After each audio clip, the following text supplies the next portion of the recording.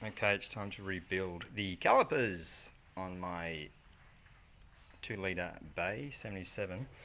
It's pulling a bit to the right, so anyway, pull the caliper off, split the halves. There's only these 4 bolts that hold it together. Cleaned it all out inside.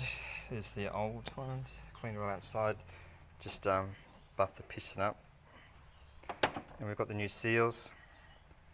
Looks like they only go one way. Some seals do only go one way, but I think these look like they all go either way. So I'll put some brake fluid around there, pop them in, and we've got also some grease there which I'll use to insert the piston. So that's where I'm at now, and I'll get to the next video a bit later.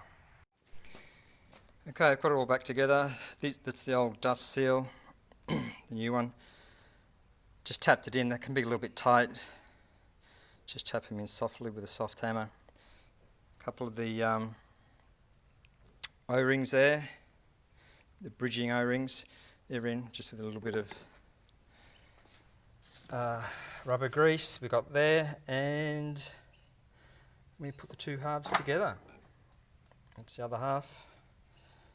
There, we've got the bolts, and we'll get it on. Okay, just putting all this back on. So there's 2 bolts. There's a top one, that's the top one, and the bottom one. The top one has the little shoulder on there that locates the caliper correctly. So make sure you get the right one on. I'll just put them together here so you can see there. Alright, so that's the top one there. Alrighty. Okay, we're putting the pads back in. So that's a little spring clip type there that holds the pin in the housing of the caliper. So just push them in all the way, then buff them so the pads don't bind on the pin, and then just tap them in with your wee little hammer all the way till it's flush. Alright, so I'll put the camera down so I can get the other one in and get this done. Okay, so with the nipples I'll just clean them up, buff the threads up, make sure they're all nice and clean. Take the clamp off the line so the brake fluid can come rushing in.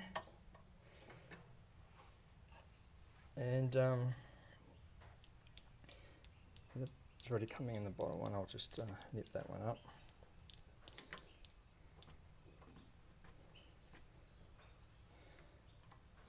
And then I can bleed it. The good thing about Kombis, you can bleed it and